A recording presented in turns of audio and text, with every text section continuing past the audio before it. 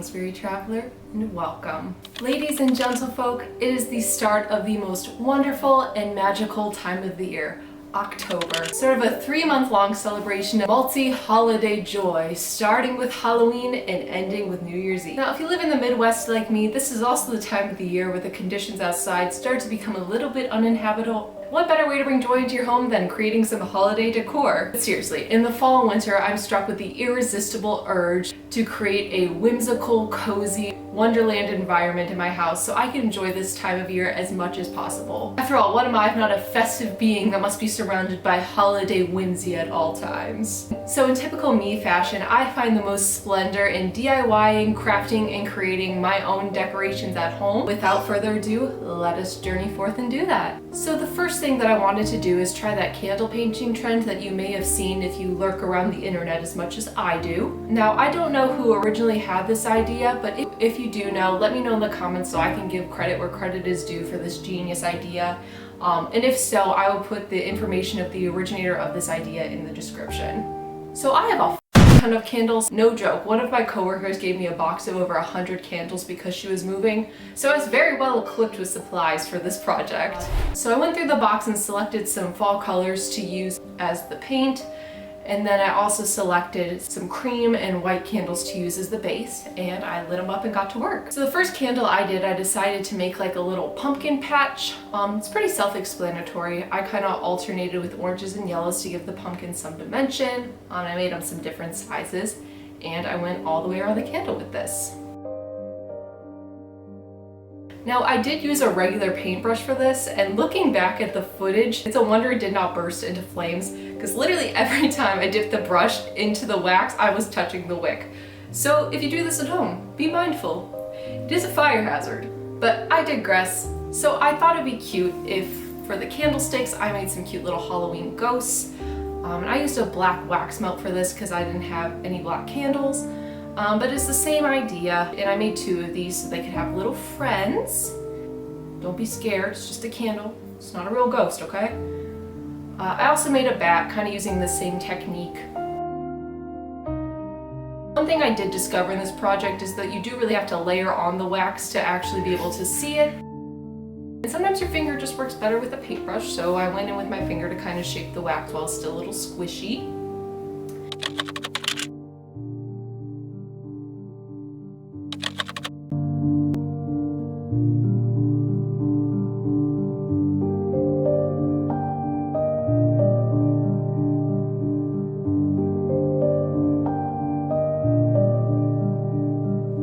See those pumpkins move on their own?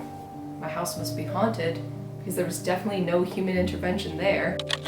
So next, what is autumn without pumpkins, am I right? So I decided to use some cardboard for this. I've been holding on to some cardboard to drop off at my local recycling place. Rather than recycling it the traditional way, I thought it'd be fun to reuse some of the cardboard that I had. So bear with me, these pumpkins are going to be 3-dimensional. There's a method to my madness, okay? So I went around my house and I gathered some different size circular items, and I went ahead and traced them. And this is about the point that I realized my pen did not work, and my cats came to help me with this. No one knows pumpkin better than a pumpkin cat. And I sped this part up because this took me, I kid you not, it took me a lot longer than it looks, and a lot longer than you would think to draw and cut out all these circles.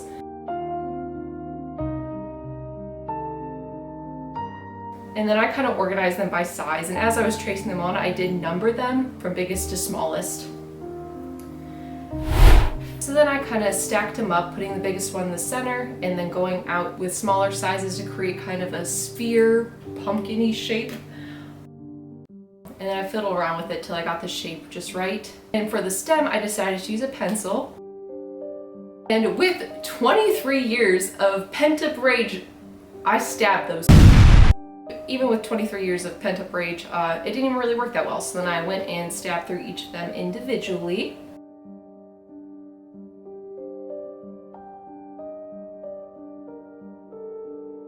And then I went ahead and I snapped the pencil off so the stem would be a better length.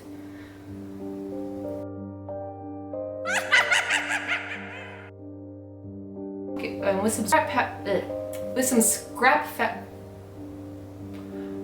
scrap fabric I had, I went ahead and wrapped up the pumpkin to try to get an idea of where I should cut it. Then went ahead and cut it to size.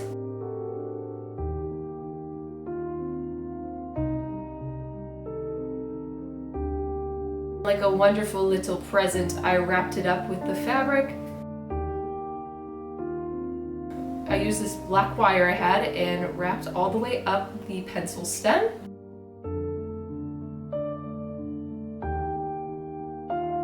And then I took some black paint and painted over the very top to kind of blend the pencil in with the rest of the stem. And then slightly less aggressively, I repeated this process 2 more times using some different fabrics that I had.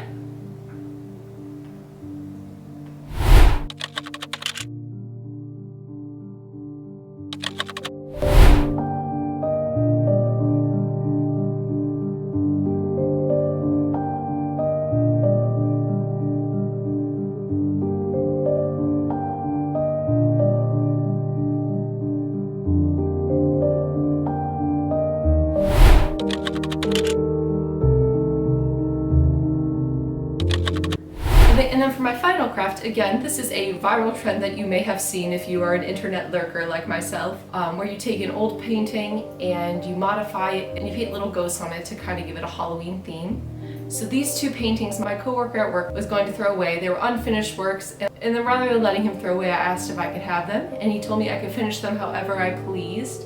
And psych, you thought I was going to do the one with the trees, didn't you? I chose the one with the barn. And so first thing I did is kind of draw out the little ghosts. I wanted some floating up above the roof.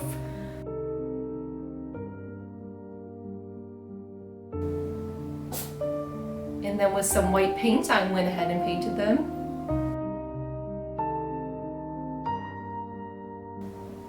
Now listen, I realize they look like Q-tips, okay? But I love my little Q-tippy ghosts all the same. So then I went ahead and filled in all their little Q-tip bodies. I made this cute little one peek around the tree here. He's lurking. And then I went ahead and decided to paint a little cemetery on the hill here in front of the barn. And then I went in with a darker gray and added some details. I also mixed a little bit of gray with the white to give the ghost some dimension. And then I also went in with my finger to kind of add a spooky fog.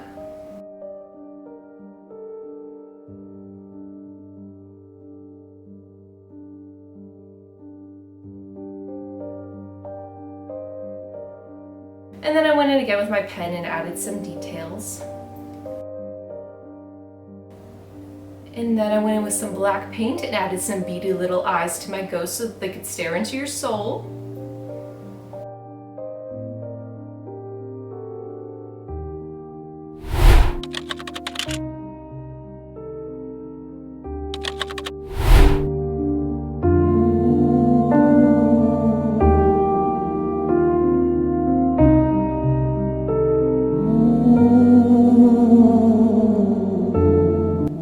Thank you so much for joining me on this fall crafting journey. I hope you enjoyed.